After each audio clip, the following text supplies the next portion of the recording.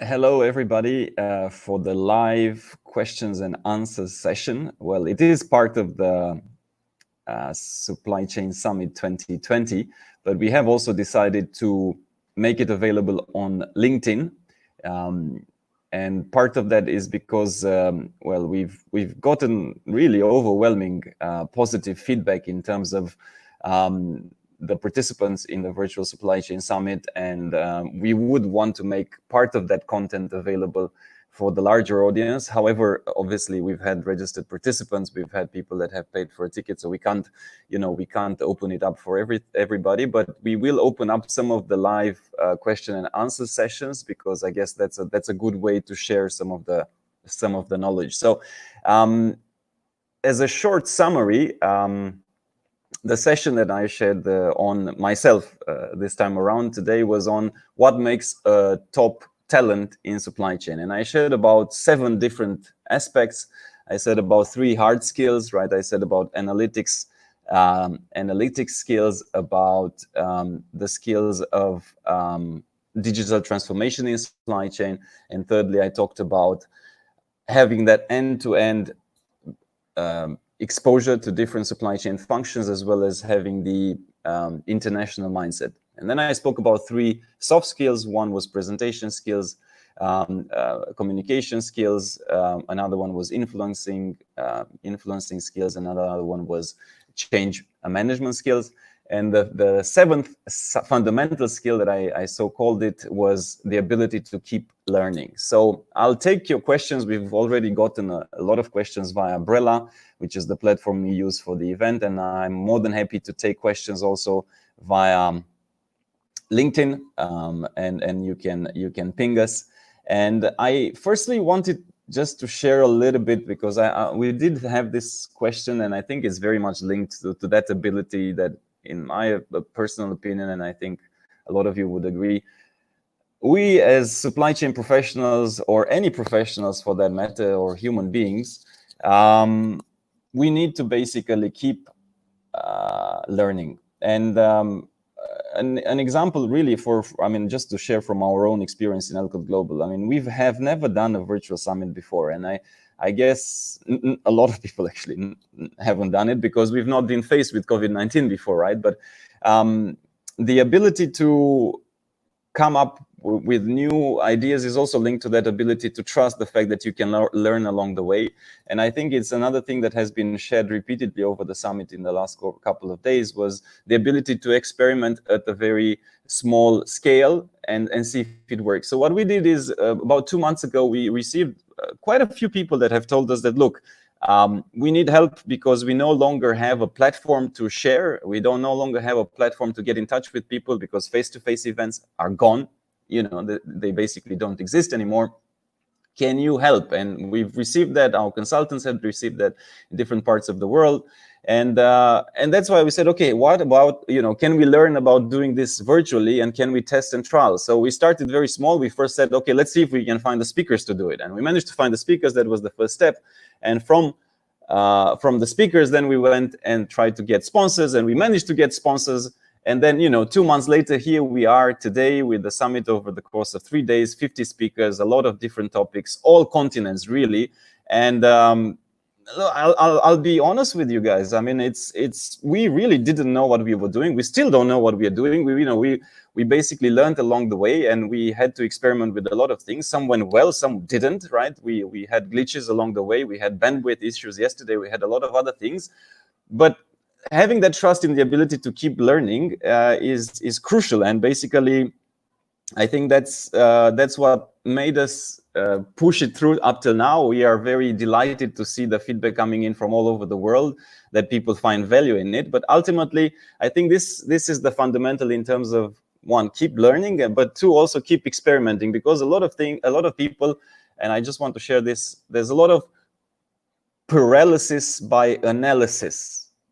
You know what I mean? Paralysis by analysis. A lot of times we don't go and try new things or do new things because we keep on analyzing in our minds. Oh, will it work? Will it not work? What will people think about me? What, will they judge me?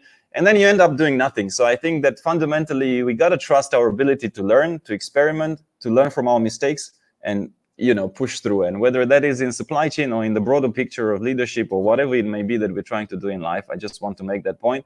And fortunately we have a great team at Elkut Global, so I'll make a shameless plug here, and I'll say some great things about the team, because they managed to learn a lot, heaps, and we're very grateful that this summit, this virtual summit that hopefully you all enjoy, has come to life in just 2 months, which really is phenomenal as far as I'm concerned, and I hope that some of you feel the same way. All right, so let's also talk about. Have also talked to take some of the questions, and I did get a question that was I thought it was very good about how do you make these skills come alive in the CV as well, right? So Mariel had this question, how do you make these skills visible in a CV when you apply to a job? Now, obviously, the hard skills, it comes across. It's fundamentally right. You've either done analytics or not. You have either done digital projects or not. You have either had international experience or not. So that tends to be fairly straightforward.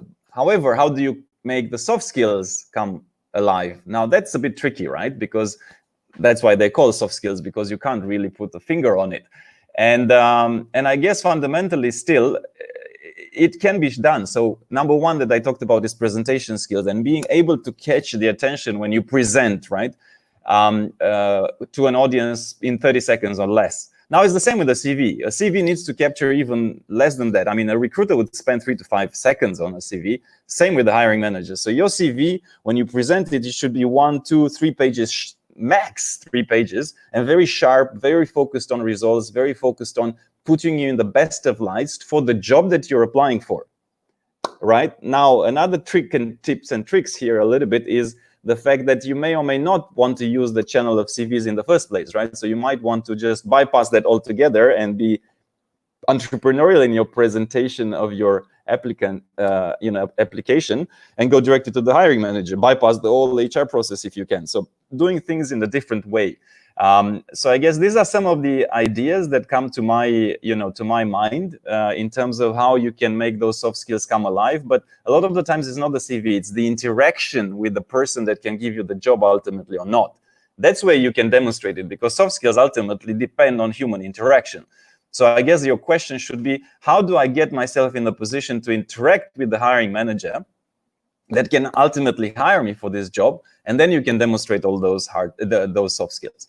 And since this is extremely actual, right? We are living in the COVID-19 times where a lot of people are losing their jobs. And I have this example that stuck with my mind quite vividly. In the 2008 financial crisis, one of my friends at that point in time, everybody was losing, or a lot of people were losing their jobs. And he managed to get 3 job offers. 3 job offers in 2008, and it's happening to this day in COVID-19. I have another friend in the States right now, and I think he's gotten 5 or 6 different job offers. Right? It's not about the situation. It's not about the time. Of course, it can be good times, it can be bad times, but we make our own times. Right? We are kind of in control. Not kind of. We are in control, and we can always find a way to put ourselves and present ourselves, right, in the best of lights, so that we stand out. Now, how do you do that, right? It's up to you, right? There was a person basically in Norway, and he just phoned up. Another example, right? He phoned up directly 12 hiring managers in 12 companies that he had highlighted that he would like to work for in Asia, and he called them up and said, "Look, I want to work for you. I found you." He showed resourcefulness in terms of finding their contact details. Called them up, found them, and say, "Do you have a job?" And then, most of them sent him to HR, but 2 of them actually said, "Look, I appreciate your courage and your, resourcefulness. Let's have a chat." And then one of them offered him a job. So I'm just saying, think out of the box, right? And that kind of comes also with a package of what makes a top supply chain talent. Let's see what else. Okay, so Ali's asked about that. Okay, so I have a question from Jan Rai. My question is, what are the fundamentals that often miss during interviews? Well, I will point to one, and that one fundamental that I see abysmally lacking in many a times is the ability to ask the interviewer questions. So it's not always about a monologue in interviews, right? It's actually not at all about that. It's about a discussion where the candidate and the hiring manager should have a discussion and should make it a win-win. Now, I am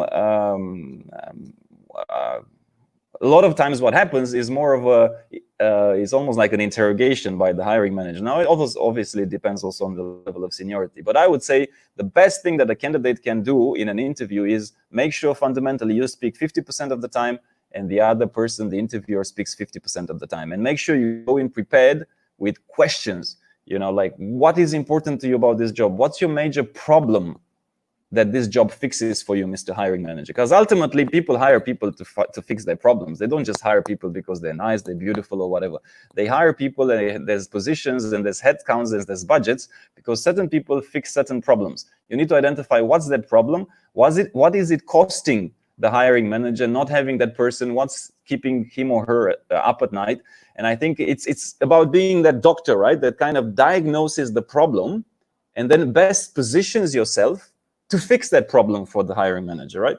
As long as you're fixing a problem, you're going to get the job. If you're not, I mean, look, and sometimes it may or may not be to your skill set. And then you should also be ready to walk away and say, look, I mean, I'm not the person. But key is, as a candidate, don't just go in there and vomit all, pardon my expression, but vomit all the information, all the great achievements that you've done. Actually, nobody really cares about your achievements. I'm going to tell you the brutal truth. They may be important to you and to us, right? But it's not about that. It's about the hiring manager. It's about what do they need? What's their problem? How can you fix their problem? It's not about what you have achieved. You don't need to tell them your whole history. You don't need to recite your whole, 10-page CV. Not at all. They don't care.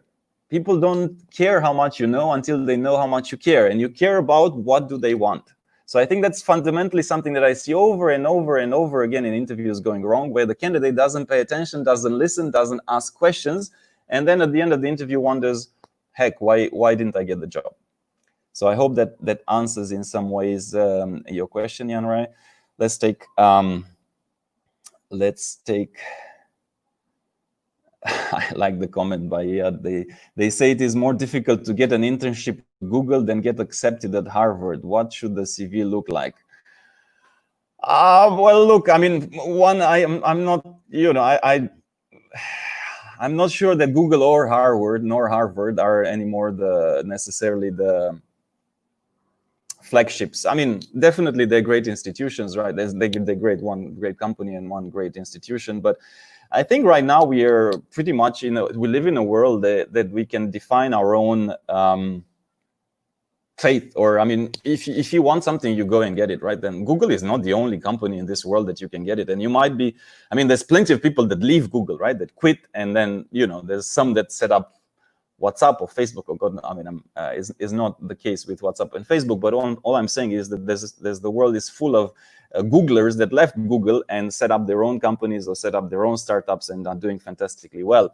It's also a fact that Harvard has a lot of dropouts, or even people that never cared about getting a degree in Harvard that made it very well. So I think it's less about the brands. I mean, don't get me wrong. It's nothing wrong about getting a Harvard degree or getting working for Google, but I think it's not necessary that you need that in order to make it in anything that you do, right? So I think we are past the age, and there was a famous quote that I think they asked 4 or 5 different CEOs, Elon Musk and Bill Gates, and I might be not remembering all the names, but they said that they hire people in spite of MBAs, not because of MBAs, right? So there's merit in everything, right? There's merit in everything, and it depends what you want to do. If you want to become a doctor, you cannot skip the medical school, right? If you want to have the best chances of advancing in a multinational, an MBA can be extremely useful, right? If you want a law degree, then you'd better go to law school.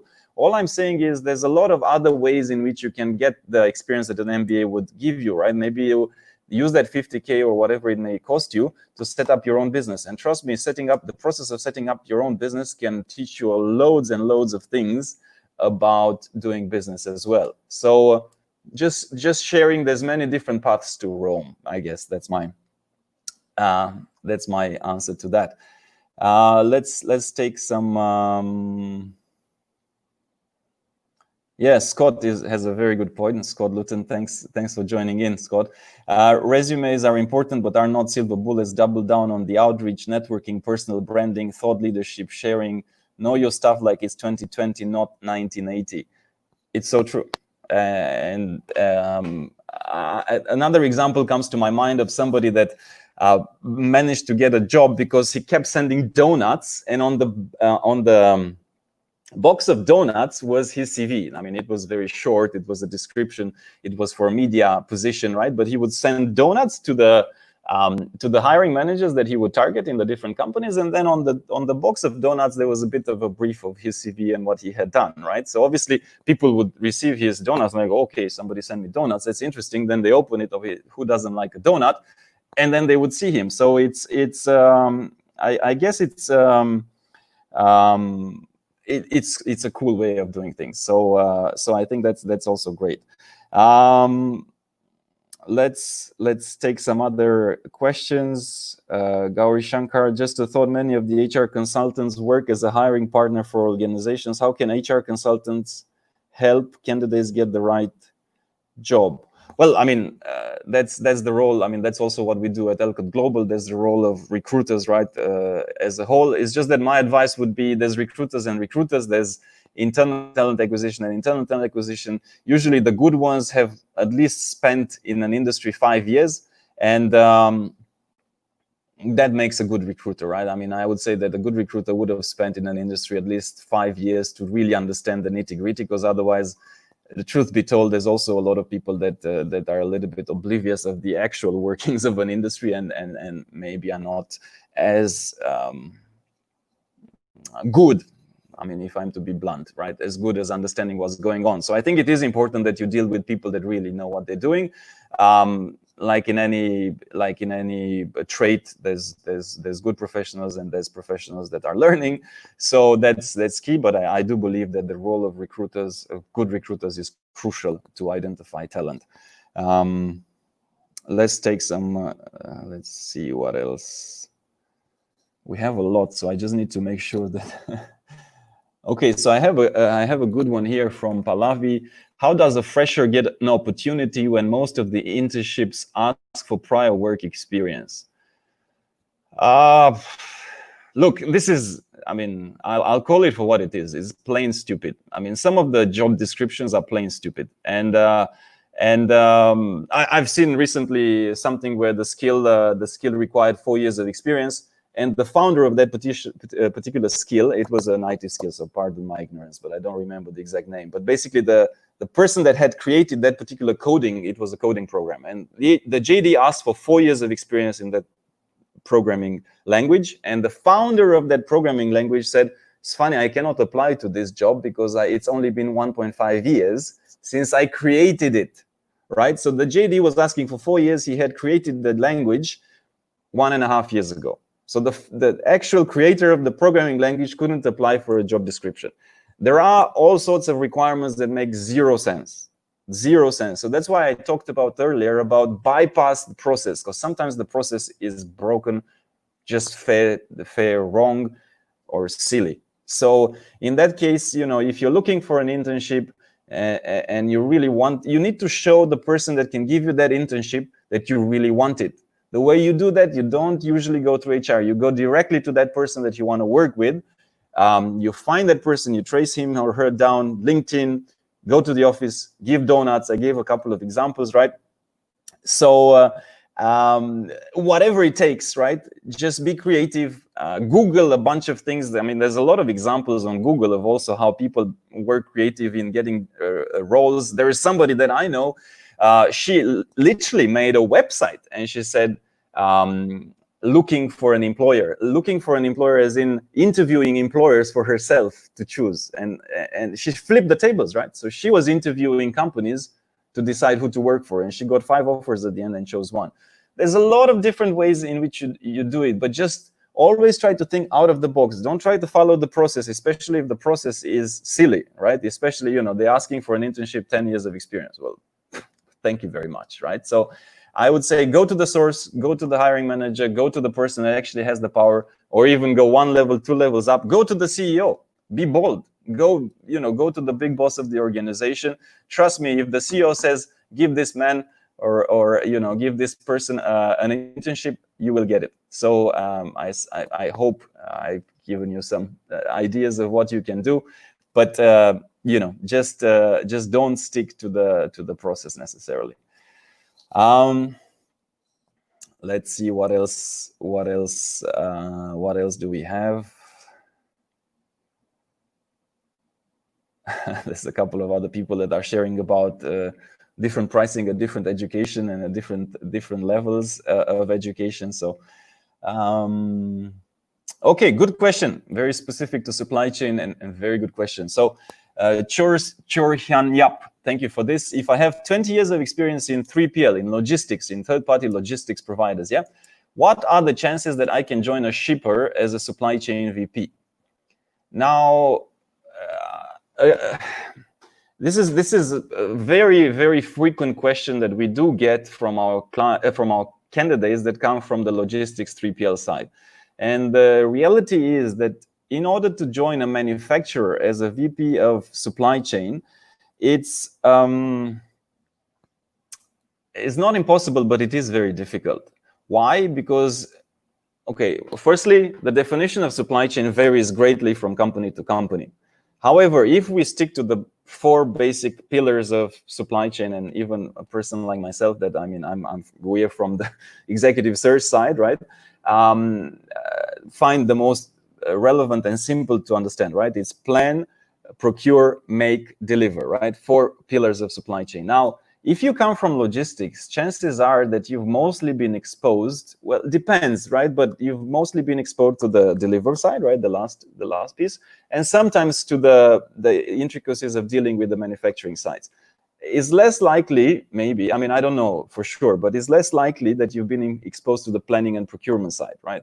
So manufacturing is 50-50. Maybe you have a little bit, right, with the inbound, outbound, I don't know, raw materials you might have, but not necessarily with the actual production.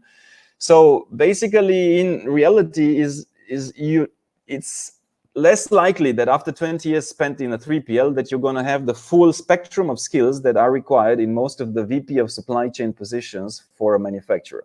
I'm just sharing openly. Now, does that mean that it's impossible? It's not, but I would say it's more probable that you might go first into a position that leverages your logistics skills, so you can become and head the logistics department into a supply chain department and then work your way from there, rather than directly get into the VP of supply chain role. That I find is very difficult unless you have an extremely strong relationship with the hiring manager, with the C-level, with somebody. It's then if they trust you, if they've used you as their vendor, maybe, but I find it difficult. So I'll just tell you the truth. I find it difficult. I would suggest first get into a VP of logistics or procurement, right? Procurement of logistics services, because that you would know very well, and work your way from there. I hope that helps to a certain extent.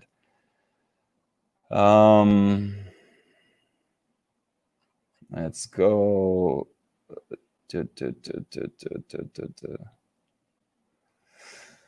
How do you decide? Good question from Ali. How do you decide what areas to specialize in supply chain management? What are some trends we should follow and educate ourselves in to stay relevant? Well, my first gut reaction to that, Ali, is that first and foremost, I think that fundamentally it is the hard skills that I didn't mention, right? So analytics, you won't go wrong with analytics, data-related skills. That's, data is crucial, is here to stay. All organizations will accelerate the process of emphasizing on getting talent that knows how to handle data, how to extract meaning and insights out of data, right? That's crucial. So I think you cannot go wrong with analytics and data. And that kind of cuts across all areas of supply chain, right? You need it in planning, you need it in procurement, you need it in manufacturing, you need it in supply chain and logistics. Now, what I did mention as well is that if you can manage to get yourself across, it depends on what you want to do as well, right? Let me ask you that it depends on what you want to do.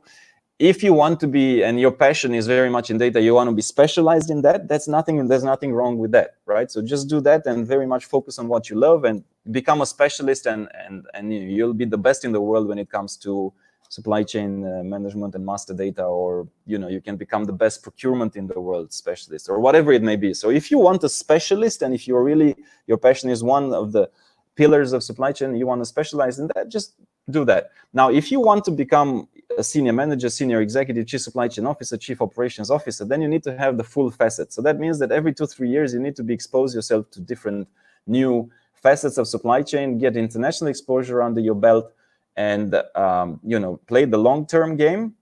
And that's how you get that, especially if it's in a multinational. You need to take it one step at a time. So that's some of the thoughts that come to my mind to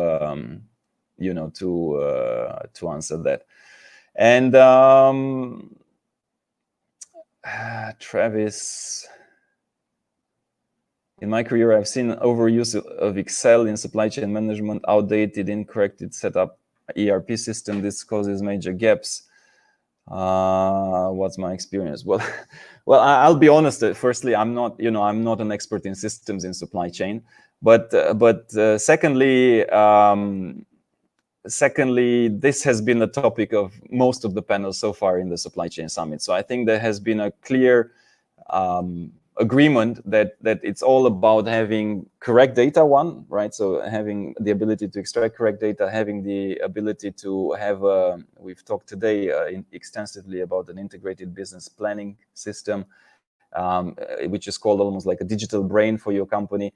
And look, Excel is great, but you do need to have some level of systems that can firstly, first step is you need to get accurate data, right? So if your data is crap, then garbage in, garbage out. But if your data is correct, then you need to have some sort of system, whether it is whatever it may be, visibility, machine learning, algorithms that can make sense of that insight. And you can't do it if you're only operating on Excel. So I would tend to agree with that, Travis.